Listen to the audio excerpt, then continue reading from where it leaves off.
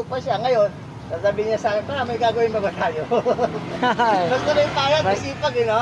Oo. Mag-aram pala to si Manong. Ganito talaga epekto ng may tarsilan pag matagal na Oo, nakatambak. pangit. Ganyan yung ano ko, nabukbok. Hindi na ako naglalagay ng silan. Pero, Pinili ko na ng silicone.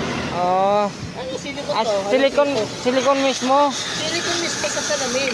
Oo. Pinili ko na. Kita mo, walang pito.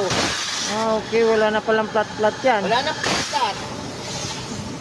Pwede pala yun.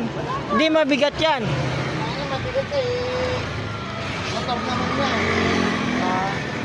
Hanggang mapudpud na lang yan, oh. Hanggang mapudpud. Tapos pag napudpud, tatanggalin mo yun, ililipat mo na sa iba. Alin, yung silicone? Silicone. Di ba tumitigas yun? Ay, di pag tumagas ka, kalit mo lang eh. Kasi, ginawa ko sa suban,